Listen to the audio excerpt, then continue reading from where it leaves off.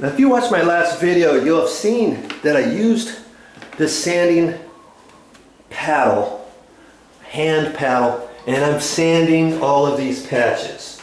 Okay, let's talk now about painting really quick. These are patches on the wall, and how are we going to patch this in properly? Well, after you get everything sanded, what you're going to do is you can use primer on your patches first, or you can use flat paint. Lots of times I use flat paint for priming, and it seems to do okay. Now these walls here, this is an eggshell paint, and it's got just a little bit of a sheen on it. And so what you do is after you get one coat of flat paint on there or primer, then you're going to apply 2 coats of finished paint over all of your patches. Don't just do one, because it's going to bleed through. You're going to see it. It's not going to be fine.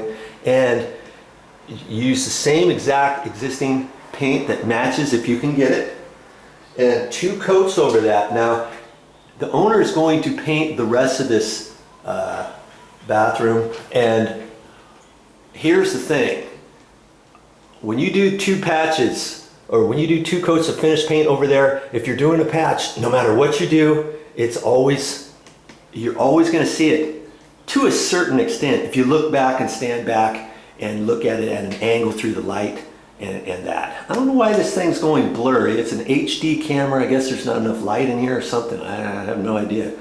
But anyways, if you do that, you may see it. So see where this wall is right here? If you weren't going to paint this whole thing, and if your patch was just on this wall, I would do 1 coat of primer there on that patch, 2 coats of finish, and then I would paint that end to end with the 3rd coat.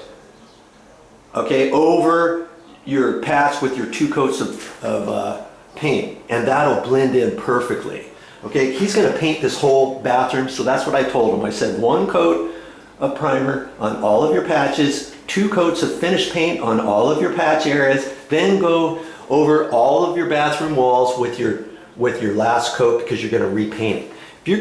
If you do it any different way, if you only put 1 coat of finish on here and then say, oh, I'm just going to paint the whole thing, well, now you're going to have 3 coats of paint right here, and you're only going to have 2 coats of paint where this patch is. And if you're looking at it sideways, you might see it. Okay, there's the tip for you for the day.